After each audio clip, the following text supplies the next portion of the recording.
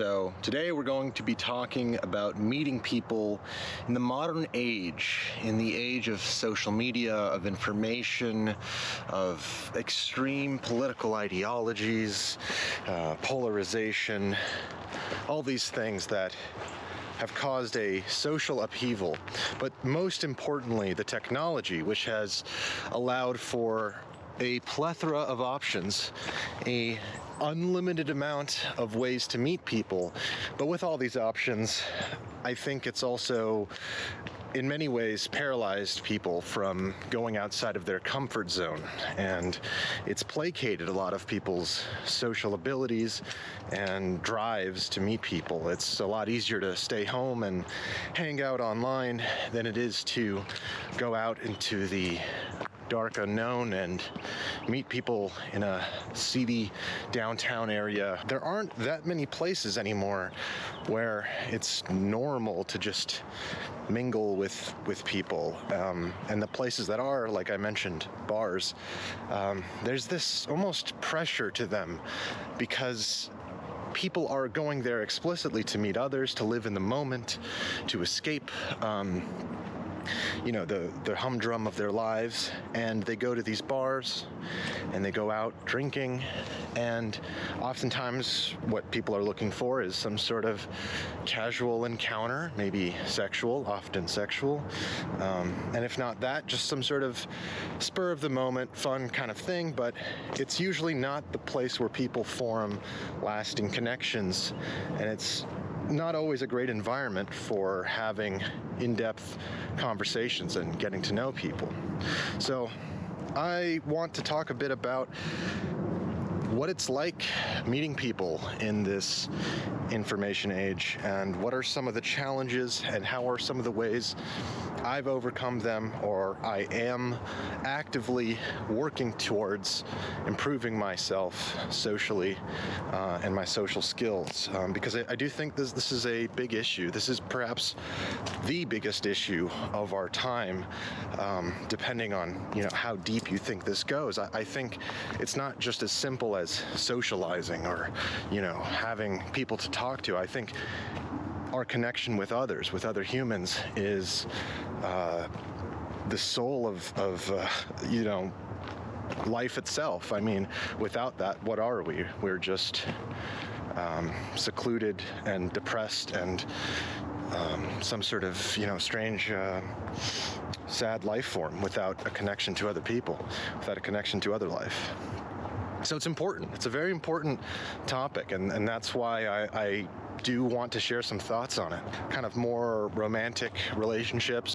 Those are obviously tainted with dating apps. I don't have to tell you that. Dating apps are one of the more common ways that people find their significant others. And, well, I don't need to go too much into it, but they're basically gamified slot machines of attention that men have to put a lot of time and often money into to get any results, because you're competing with every other guy for the attention of relatively not so many girls. And so when there's 10 Giga Chad buff dudes who are just extremely good-looking male models, you're going to have difficulty breaking in with just a simple message to a girl who has 30 of those guys in her messages, right? That's the problem with dating apps. That's the problem with social media, really, is because it's so easy to message someone, it's so easy to access, it also makes the competition that much harder. There's a direct correlation there. And you'll see something similar at a bar, for example. I was just at one last night where it's kind of like this, it's almost like a club, really, where there's hundreds of people, thousands of people, all crowding in this room. There's loud music playing, and no matter how interesting you are of a person, no matter how witty you are, funny you are, charming you are, whatever it is, if you don't make a strong first impression on someone, they have the option to just meet 20 other people in the next 10 minutes if they want to, especially if they're a somewhat attractive girl. So, there's a lot of these factors to consider, but really, honestly, I find when it comes to meeting people in any sort of public place, it's best to try to live in the moment. It's best to not think about it too much. It's best to not be in your own head. And at the end of the day, we're humans. We just want someone to connect with, someone to talk with. It's not this, abstract theoretical equation that you have to solve. So where exactly does one meet someone in the modern age? Aside from bars and these kinds of social drinking areas, is there really a place in public where people meet? And of course, all the time they do, in random places, out in parks, out in nature, in a grocery store, it doesn't matter, in a mall or whatever, if people still go to those. I'm on this nature walk right now recording this video, and somebody else has some other plan. It's all these plans that we have when we go out. We go to the grocery store because we want to get food. We're not including in our plans to meet some random stranger. You're also competing with way less people. So that's something to think about, because in that crowded bar in the club where there's thousands of other people, they're also there with the intention of meeting someone. They're also there with the intention of talking to the girl. So there is an advantage to just being open to meeting someone in any random place and being willing to do that. But that takes me to the next major point, which is your comfort zone. And this, I think, is one of the big problems with technology, is because it's so much easier to just stay home, or to stay on your phone, or to be in your own world and be detached from these opportunities that are always going to be there. Right there was a group of people. I could have gone there and been like, hey, I'm doing this vlog, what's up? But if I'm too much in my own world, then those opportunities, you're not even going to notice them. And then you're going to be like, oh, why am I so lonely? And then I go back to, I've done this many times, where it's like, I'll sometimes feel lonely, and I want to meet people, I want to hang out more. And then as a sort of comfort against that feeling, I'll retreat further to listening to music, or watching something, or, even just going somewhere, or being somewhere alone. And I don't think that's bad. I don't think that's like a unhealthy coping mechanism or anything. I actually think it's good to be able to enjoy your own company and do your own thing. In fact, that's really what you should be doing most of the time. The more desperate you are, the more the more you think about wanting to meet people and how you can't, and you're unsuccessful and you're lonely. Again, that thinking is exactly what's getting in your way. You have to be able to just live in the moment, and just when there is an opportunity, take advantage of it, and also create those opportunities for yourself by actually going out in the world and trying new experiences and getting out of your comfort zone. On more than one occasion, I've had no one to go out with on nights that I've wanted to go out drinking, go to bars and stuff. And for many years, I would never even consider doing that alone. But in more recent years, I've been like, well, okay, I'm not with anyone. I don't have somebody to constantly have as my wingman, or as my friend to kind of just talk about what's going on with, but I can handle it. I'm going to go out. I'm going to see what life has to offer, and I'm going to try and meet people. And where that really started for me was doing something much like this, not vlogging exactly, but live streaming with my phone, where I'd hold it like a selfie stick and try to make content. And what was great about that for me was by trying to make the stream entertaining, as entertaining as possible, I would force myself to interact with people. And most of the time it was very awkward, strange interactions in public places that usually didn't amount to anything, but just the fact that I got out of the comfort zone and did approach someone who I normally would not have, encouraged by the stream, that helped me grow more socially. That helped me get out of my shell a bit, as they say. But socializing and meeting people, being outgoing, that's a skill that you have to maintain. It's not something that you can do once or do for one period of your life and just be totally fine with continuing on at any time you want to return to it. You know, you can't just have a period of being outgoing and then play games and stay inside for a year and then go out and then expect to be just as charismatic and charming as you were. That's not going to work. The other thing, when you do actually get to the point of meeting someone, and you someone that you're interested in and you're talking with them, whether it's a guy or a girl, the most important thing is to listen. That's what I've found anyways. Ask questions and listen, because people will ask about you if you ask about them. People will reciprocate the amount of attention and energy you give them.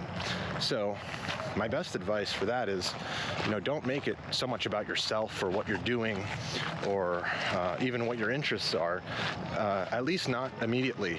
People will ask for that, but it's good to show them your interest in them, first of all, because people love talking about themselves. And if you can have the patience to try and understand someone and see what they're interested in, and then maybe even add on to it, go deeper, ask them questions. Why are they into that? How does that make them feel? I mean, very basic stuff. It's not complicated, but having the mindset of being a listener and of almost like an interviewer, without being so cold in your approach to that, no pun intended, is a great way to actually have a meaningful conversation with someone. It's equally important to visually give someone your attention, not just in terms of whether you're talking or not, but also maintaining eye contact, not in a weird way where you're staring at someone the entire time with dead eyes, but you when someone's talking, you look at them, and when you're talking, you look at them. Sounds basic, but occasionally you glance away. I'm kind of trying to do it right now. It doesn't feel as natural with the camera, obviously. You don't stare, but you maintain eye contact, and then you look away when maybe you're going into a thought or a topic, or you're just maybe you need to think about something. That's kind of how I do it, anyways, and I think I'm pretty good at it.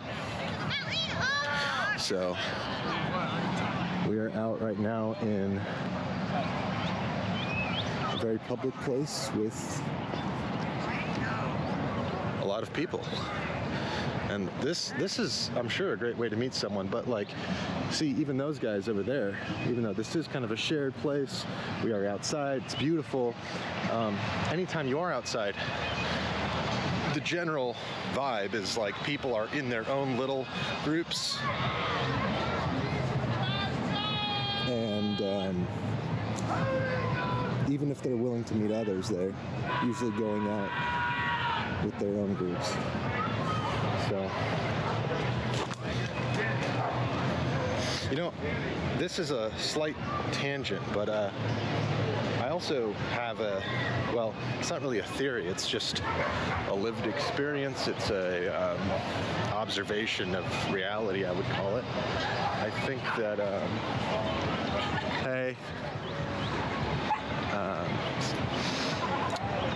this is a wild place. There's a guy pissing right off the side. I don't even want to show you. I think we'll go here. Something else I've noticed is that, something I've observed really, is that a lot of mental illnesses and disorders and these kinds of things are either the result of, or certainly impacted by, one's lack of social connections and one's maybe lack of social abilities as well. Because the less connected you are with other people, the more in your own head you are, the more detached from other people you are with your thoughts, your actions, your behaviors. So naturally, that is a huge factor when it comes to certain mental health issues that are more rampant now than ever. See, this is sort of, what I see in front of me is a sort of communal, shared environment, and a beautiful one at that. And that's a rarity these days.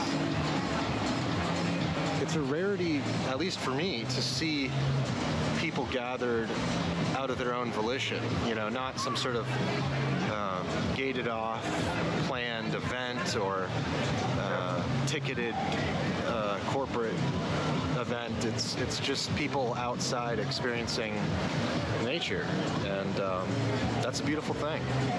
It's what life is all about, honestly. That's what I've come to realize, and you know, as fun as it is to do things online, and trust me, it is. I still plan to. I still am doing things online. There's nothing that really comes close to the rich human experience.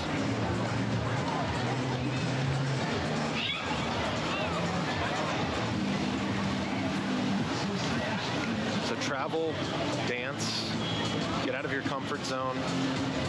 Don't limit yourself to meeting people on a screen just because it's comfortable, and it is comfortable, and recognize that. And listen to people. Look at them when they talk. Ask them questions, and they will appreciate it. Trust me. Just don't talk too much about yourself, and they'll ask you. They'll ask you about yourself, but first give them the attention. I'm always open to suggestions for other topics. If you have any questions or things that you think you would want to hear me talk about that would be interesting, I'm open to that. So I do read the comments, and I appreciate you guys for watching. Peace.